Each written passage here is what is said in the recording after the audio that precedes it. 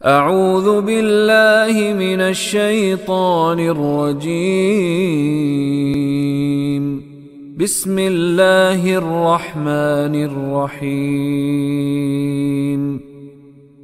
الذين ينفقون أموالهم بالليل والنهار سرا وعلانية فلهم أجرهم عند ربهم ولا خوف عليهم ولا هم يحزنون.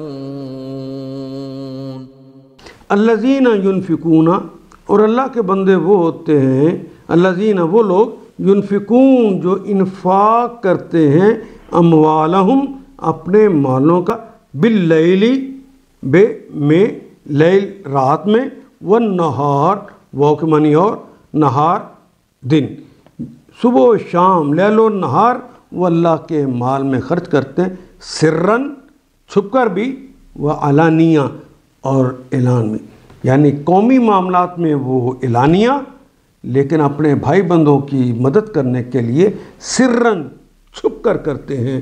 فَلَهُمْ أَجْرُهُمْ تو ان کا اجر ہے ان کے لیے، عند ربہم ان کے رب کے پاس، ولا خوف ان کے لیے کوئی خوف نہیں ہے، علیہم ان پر، ولا هم يحزنون اور نہ ان کے لیے کوئی حزن و ملال ہے.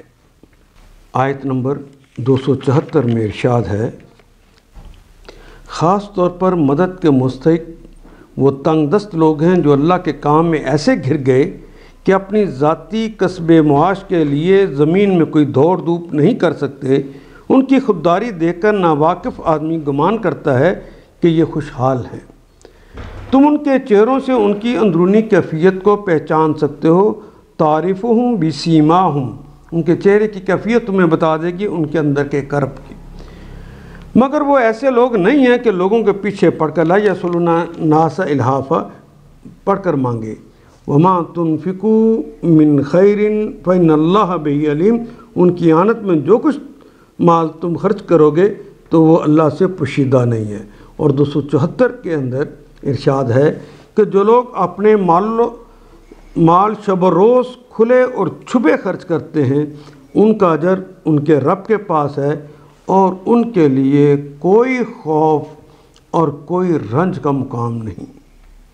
ان آیات کو ایک دفعہ پھر تلاوت خود کیجیے، عربی و مبین پڑھتے ہوئے دیکھیے کیا بات پوری اندر اتر رہی ہے، کیا یہ اردو کے سانچے میں ڈھلتی گئی ہیں عبارتیں.